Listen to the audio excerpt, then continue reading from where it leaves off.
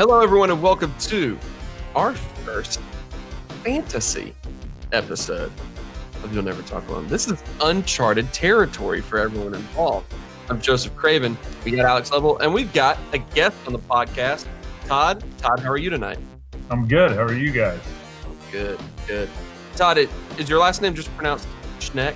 Yep. Okay, making sure. Todd Schneck is joining us here tonight.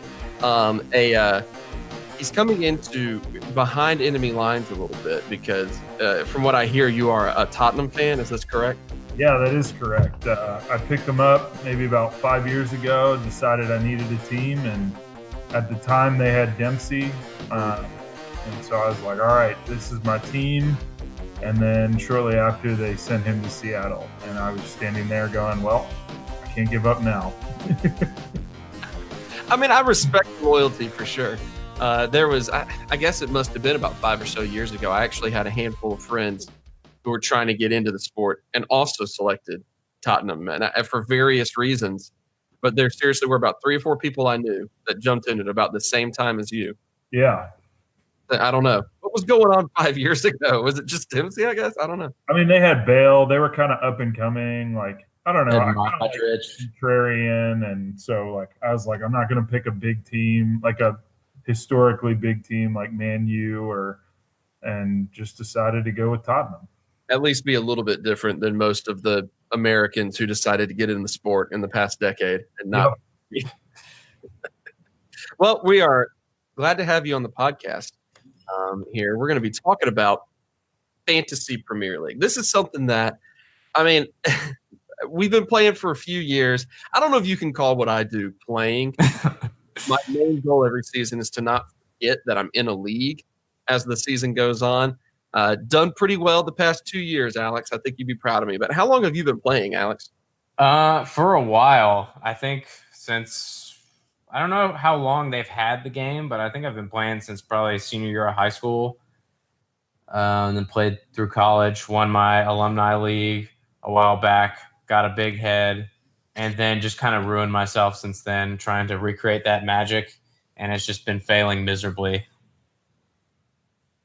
I have friends from college who were very big into it when I was in college. So I know it at least goes back, farther than I'd like to admit that I've, been that long out of college by now. At least, a decade to almost 15 years. So meaning I was in I graduated college a decade ago during college. You're 68 years old. Back when I was in college in, the 70s. So so I know it's been at least that long. I'm actually in a league with a lot of them right now. That's the only other league I'm in. And I want to count it up how many people are in this other league. I'll do it in a little bit when I'm not the one who's actively speaking, but it just looks like it's probably close to 40 people in this league. It's kind of silly. So not only are we talking about fantasy on the Premier League website, but you two are actually involved in a fantasy draft as we record, right? Yeah, it is. It's pretty tense. There's a lot of reconfiguring when you see that someone ahead of you has picked the person you were looking at. It's very rude of them, not gonna lie. What round is this in at this point? It goes by rounds, I assume, right? Yes. What round are you in, Todd? I'm not in the league. I'm just here for support and trash talk. Oh, okay. I misunderstood that then. I misunderstood too. I didn't realize you weren't drafting with us. Yeah, no, just showing up to ridicule and bug people as they make picks. Oh, it's working. Not with me. I've seen the work you've been doing in the group text. That's fantastic. So you're just the hooligan who's showing up. Yeah. That's kind of my role. I respect it. I did count it up. It looks like there's about 30 people in this other league I'm in right now. Not more than that. I'd want to say there was more last year. Maybe more haven't. The rest of them haven't signed up yet. But without wasting much more time than I have already, let's just kind of get into this because it's something that I know not necessarily all the fans, especially American fans, who are still getting into the sport, have only been following the Premier League itself, maybe as recently as when NBC secured the rights to broadcast. And I feel like Alex and I have our own entirely separate episode in which we complain about broadcast rights that's brewing because it's terrible, getting worse and worse. But it's a different world. So many of us are used to fantasy football in the NFL sense, and it's like, you draft a team and then like those are your guys for the entire year, which is what the draft that you're doing right now is, correct, Alex? Yes, it's very similar to that, except these are soccer players. Except it's a different sport in a different league. And yeah. Other than that, but that's sort of format. But the traditional, the classic style of fantasy in the Premier League is you can make like you're not limited to like one player is not limited to one team. You're basically trying to like if I happen to have Roberto Firmino on my team, Alex could also have Roberto Firmino, that sort of stuff. And so it's a bit of a learning curve, I feel like, for most Americans, most American fans here. And so the question here, is like, what's your general strategy? Because we're wanting to do a handful of these episodes throughout the season to talk more and more about fantasy and like us, because I don't think we'll pretend to be experts, but we're definitely working to get better at it. So the question here, Alex will, as per tradition, I'll start it off. What's your kind of general strategy when you look at building a team that you want to build in fantasy? So I have a strategy that probably isn't the most effective, as evidenced by my results the past few seasons, but I'm just pretty much completely governed by emotion. So I will pick the players that I really like, regardless of who they're playing, and just know that they are good enough to make something happen. And when it works really well. And when it doesn't work, it's terrible. But it's so much of it is just personal preference. And I know there's a lot of other people that go into strategy about, they have next few fixtures, or they've got good matchups coming up, or they're cheap and I can spend money elsewhere. But I try to fit as many players that I personally like in as possible. And that usually starts with Liverpool players, obviously, and then works its way down to some other players. I know Todd is especially aware of my love of Christian Eriksen, so he is someone that I always try to work into my team. But yeah, it's pretty much just who I like more than anything else. So it's a very personal strategy for you. Yes, which was why I won it was 13-14. I won because I loved Sturridge and Suarez, and I picked them both, and that paid great dividends. Yeah. Okay, that makes sense. That makes a lot of sense. Before I go any further, Todd, would you like to have an opportunity to make fun of Alex for his love of Christian Eriksen? No, I actually promote it. I encourage it constantly, and he drafted Kane first overall, and so I think he's an underground Spurs fan. He's been masquerading this whole time. He was a true red. He's cheating on us. Come on, Alex. Yeah, I think it might be the whole keep your friends close, your enemies closer thing. That's what I've decided. I think there's some truth to that. It's like in Lord of the Rings when Pippin says, the closer we are to danger, the further we are from harm. That's how I feel about it. The closer I keep Eriksen, the less it hurts that we don't actually have him. Hey, it makes sense because I always seem to be the guy that goes ahead and picks up Kane on my team when I know he's not going to start the season off well because that's like his thing. And so and then I'm like, oh, that's right, I forgot, and I drop him. And that's as soon as I drop Harry Kane from my lineup is when he starts scoring goals every year. Well, I'll be sure to watch this podcast for when you tell me you're going to drop him. As will I. I love it. If you're trying to build a team, Todd, do you go about it in any particular way? What would be your kind of your general strategy for this? Yeah, I mean, I like to focus, when I start building my team on kind of the more expensive guys, like who's going to be your core three, core two, like who are your guys that you're basically going to rotate the captain band around all year.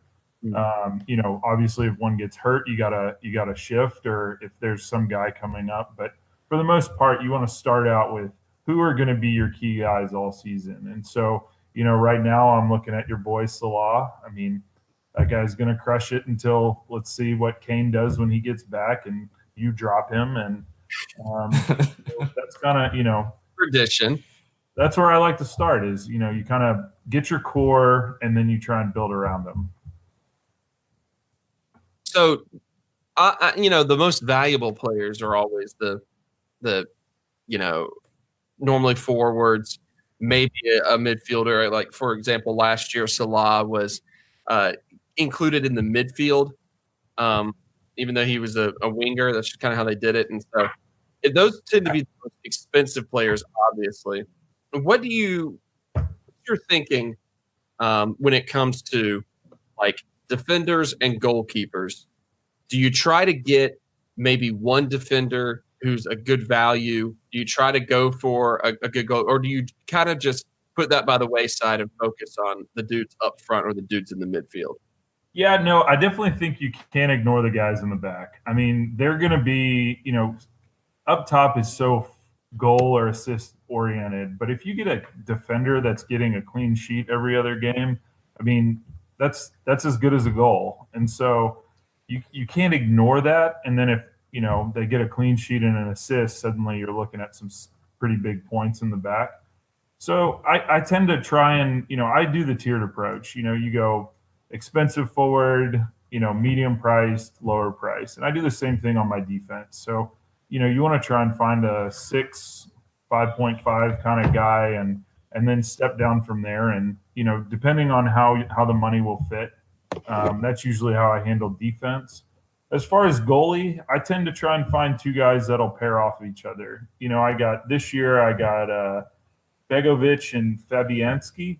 And so, as you look through the season, when one has a bad fixture, the other's looking pretty good. And so you just rotate based on fixtures and hope for the best.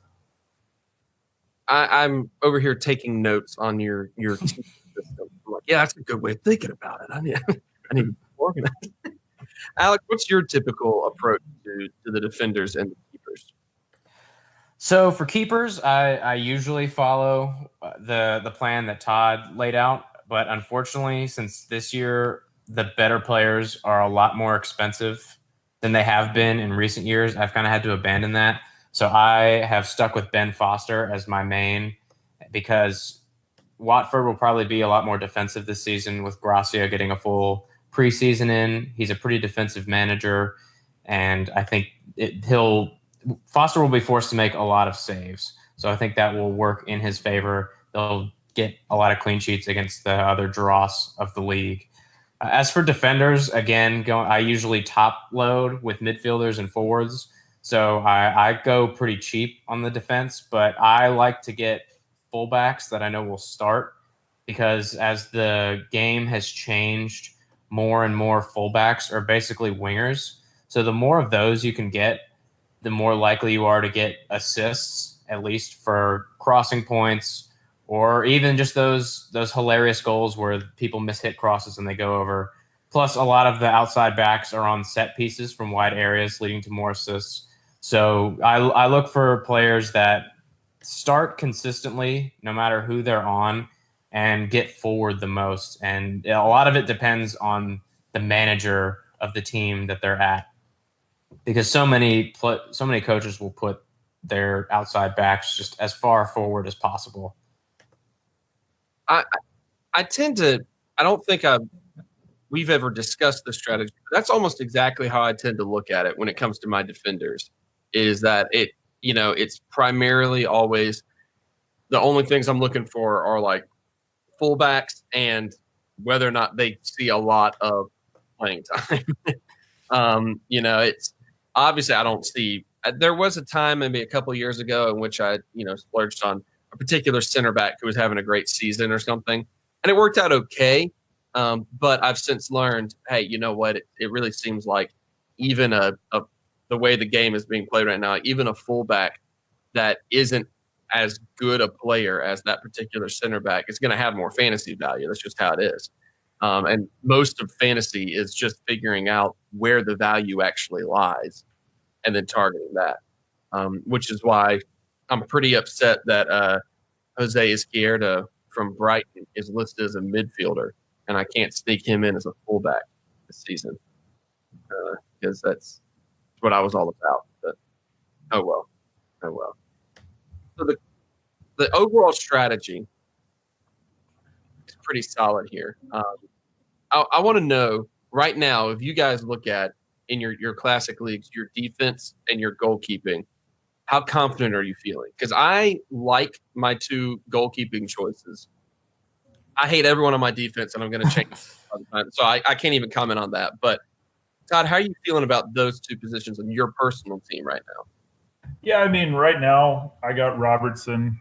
I mean, that guy absolutely crushed at the end of last season. I think Liverpool's got a pretty good start to the season, so I'm sure you guys know a lot about him. But I think he's kind of been the center point of my defense.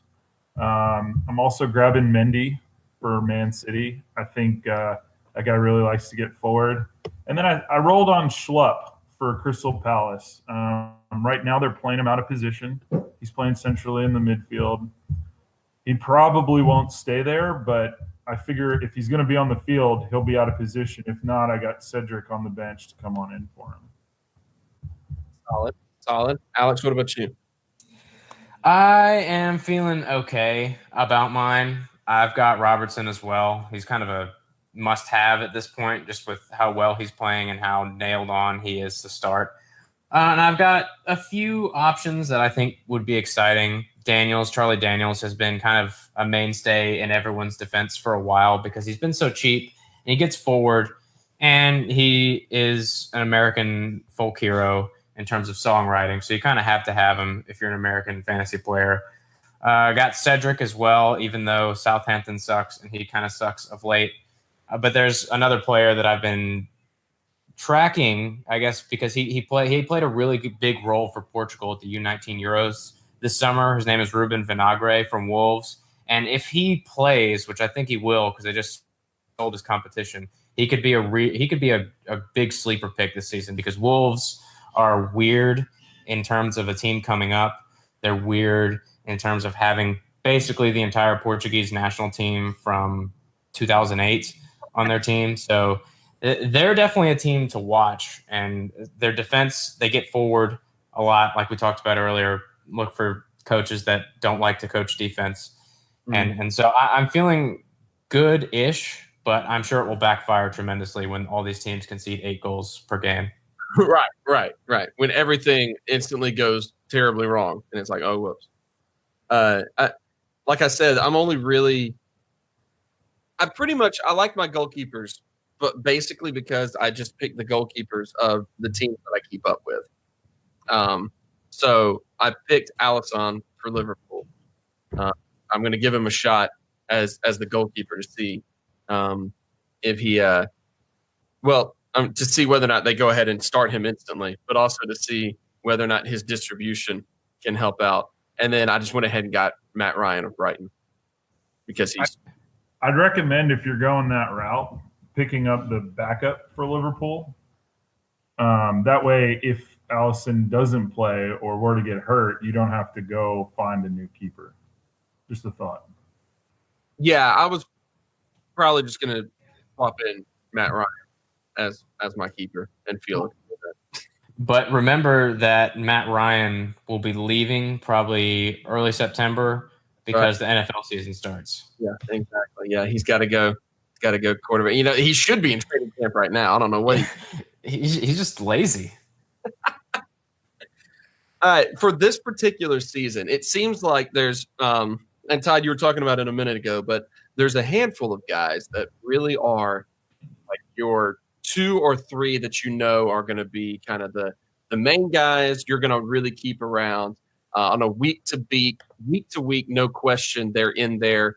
Possibly your captain, maybe rotating off, but week to week, you're consistent guys. If you had to pick one guy this season that you're really, really thinking is, a guy to keep in there week to week, and just not even think about swapping him out unless he's injured, who are you thinking for this year?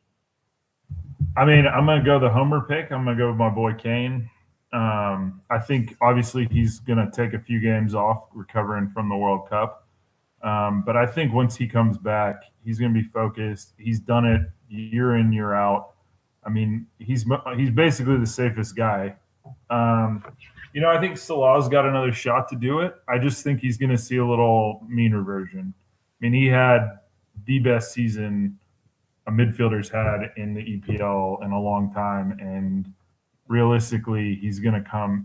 He'll take. I mean, I'm not saying he's going to be a bench player, but I think you're going to see a little pullback. It's hard to replicate anything. It's just, it's impossible to replicate it really on that level. I'd be shocked to see another season that actually matches what he did, whether or not he drops off significantly or not.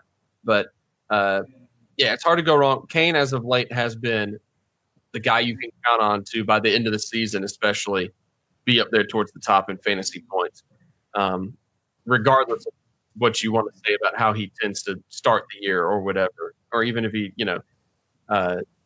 takes a few games off to recover, or just seems to take a few games off to warm up, whatever it may be. He's a guy I always tend to try to save a little bit of budget space for. So after about the first month, be like, okay, all right, I'm going to try to bring him into the lineup now. If I don't already have him and have dropped him. Alex, who are you thinking this year would be a guy that is a week to week, got to have him sort of guy? Well, yeah, I'm going to be piggybacking off of Todd's answer. I think it's Salah again. I mean, he is the most expensive player in the game, but there's a reason for that. And even if he doesn't perform at his full level as he did last season, that's still a lot of goals and still a lot of assists. And the way Liverpool play, it's set up for him to continue to do that. And now he has a better cast of characters around him to continue to perform at a high level. So I still think he's absolutely essential, which is unfortunate because that's so much of your budget automatically taken away, but you have to do it. And if I were to pick anyone else, if not Kane, it would be another person that absolutely drains your budget, and that's Kevin De Bruyne, because he is just the heart and soul of that Manchester City team that attacks and attacks and attacks. And there are few true midfielders that have a goal and assist threat like De Bruyne has. So if you can find a way to work both of them in, good luck with all those bench players you have from Cardiff on the rest of your team. But it's worth it to get both of those players in. Oh, Cardiff. I almost forgot they existed. Hey, Alex, speaking of values, Raheem Sterling is a full $1 million more valuable than De Bruyne this year. What do you think about that? I get it because he plays wing and he'll get in the box more probably, but De Bruyne will just continue to get better. He's on set pieces. He has just one of the hardest shots I've ever seen in my entire life. My goodness. And every time he hits a shot, it is just that goal that he scored against Brazil is probably still rising, even though it stopped in the net. Like he just leathers. It could have and kept going. Yeah. So I get it, but De Bruyne is just the business. I mean, he's no Eriksen, but Eriksen only 0.5 million behind De Bruyne, by the way. A guy I would think to pick, because I think the ones that you've mentioned so far, those three that the two of you have mentioned, really are, I mean, the guys. But if I had to go with someone who just was a little bit less of a budget killer, but maybe poised to have a pretty consistent year, I'd maybe go with Liverpool's forward Roberto Firmino. He had a real solid spring in 2018. He's benefited a lot from the combination of Salah and Mane, and he also is just going to play a whole lot because it doesn't seem like Liverpool's necessarily going to rotate that position a huge amount.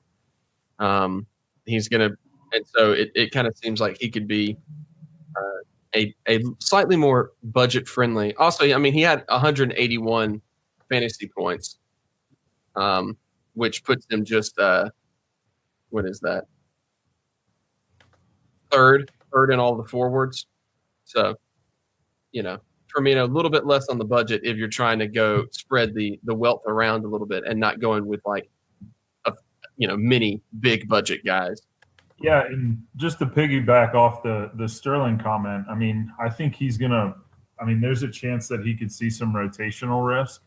I mean, City's got a lot of mouths to feed, and the thing about De Bruyne is, there's not really a threat on his position. One other guy I would take a look at is Aubameyang. I mean, I don't know how Arsenal's going to play, but I mean, that guy crushed it for Dortmund. He played really good last year. I mean, and he's what, 10? So, I don't know. I'm never going to back an Arsenal player, but if I had to, that might be the guy. Yeah. No, I agree with you on that one. He's one that I'm going to probably keep on the watch list, maybe to start things off just to see, because you never really want to buy into an Arsenal player too early, just in general. But definitely want to keep on the watch list for sure. Hey, that kind of goes into the next question I wanted to ask pretty well.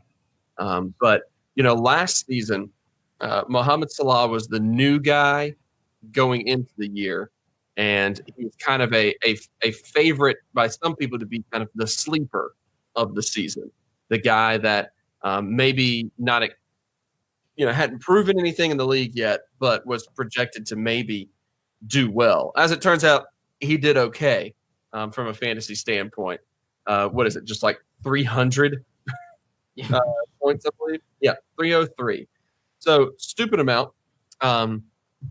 This season, is there anyone that you noticed that would be kind of a potential sleeper pick, Todd?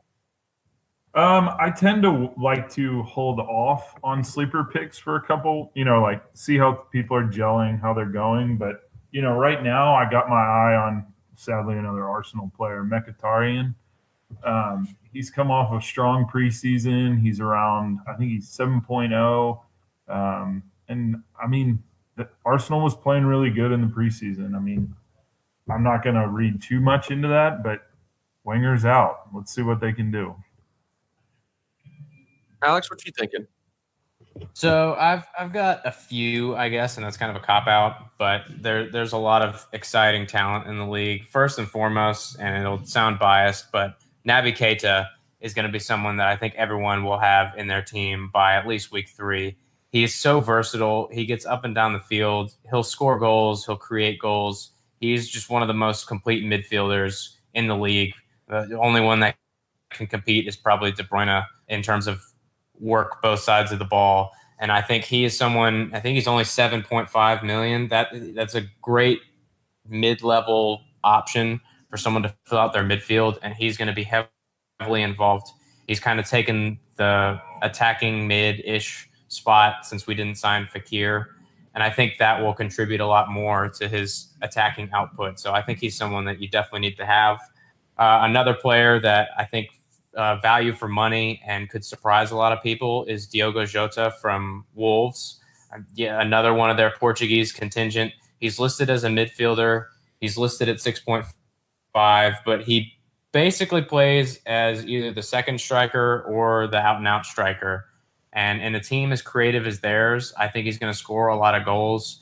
A lot of people will underrate him because he's on a newly promoted team, but like I said earlier, Wolves are not your typical promoted team, and he is not your typical 21-year-old kid playing for a newly promoted team. So I think he's one to watch. He's in my draft team. He's in my normal team.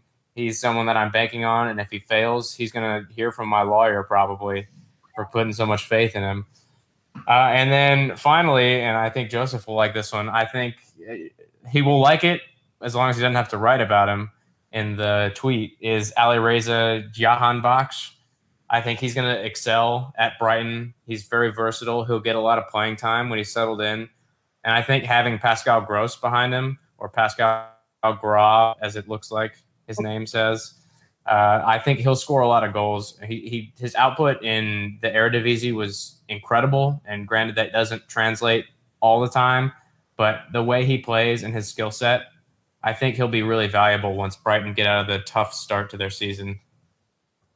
Yeah, it is a hard start to the season. I actually have Jahanbakhsh in my lineup. So you kind of stole that from me. My sleeper pick was going to be, I actually was going to say the combo of the two of them, him and Pascal Gross, I think will benefit well with each other. Also, they're only like $7 million a piece, which is solid. That's basically one Salah. Right. So two players for the price of one Salah. I like that combo. The problem there is kind of what you mentioned. It's going to probably be a little bit of time before the two of them end up contributing on a large level, because they've got to get through a rough start to the schedule. But those are my picks. I like those two dudes from Brighton for sure. All right. We got some no question guys. We got some sleeper picks.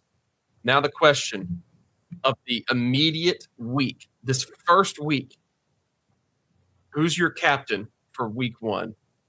Who you going with, Todd? It's Salah, man. I mean, it's a no-brainer. I mean, everyone's going to have him. Everyone's going to captain him. It's too much of a risk to go somewhere else. If he puts in 1 or 2 goals, you could be left behind in week one and never catch up. I get nervous about it because I want to brag for a moment. I was the guy who got Salah and captained him every week last season. Like from the beginning, I went, yeah, okay, I'm in. I'm just going all in on it, and it worked out well for me. But I get real nervous about the ability to repeat. But that being said, it kind of seems like this is a high ceiling but a relatively low floor sort of season for Salah. There's really, like what Alex said a minute ago, there's really no way that if he doesn't match it, he still will probably do well. I mean, you got to think just the way he fits in his talent level right now with that team. So, Alex, any other options here that you're going with, or are you going with Salah as well? I'm going with Ben Foster. I mean, imagine if he scores. That's like 50 points. No, I don't think you can go with anybody besides Salah. Even if you do, you're weird, so don't at me.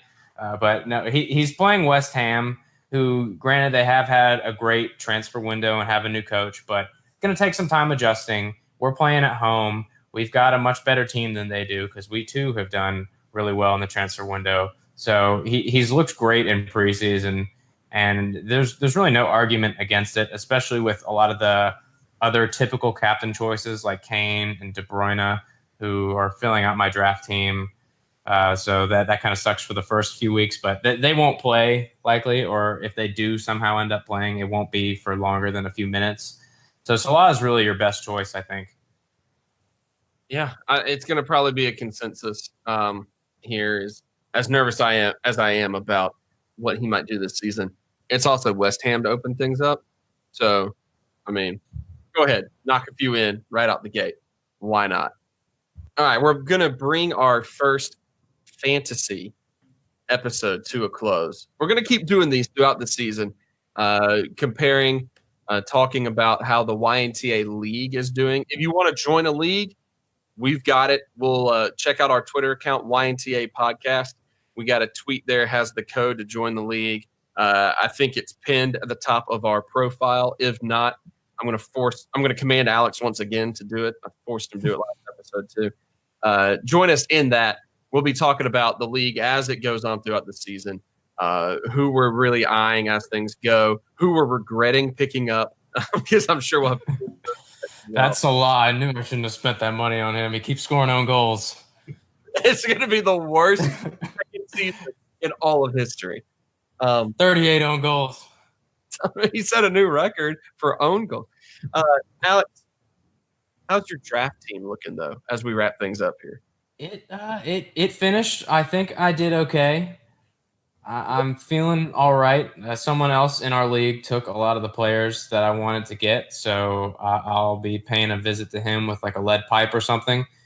But I'm feeling pretty confident. So back to front, I've got Allison, of course. Well, or you, I guess. So you better not let me down, Joseph. Marcus Alonso, Trent Alexander-Arnold, Ruben Vinagre, De Bruyne, Keita, Bernardo Silva, not to be confused with David Silva, Jota, Felipe Anderson, Kane, Zaha. I got Schmeichel on the bench, Ashley Barnes, John Stones, and Cedric. So I'm feeling pretty good.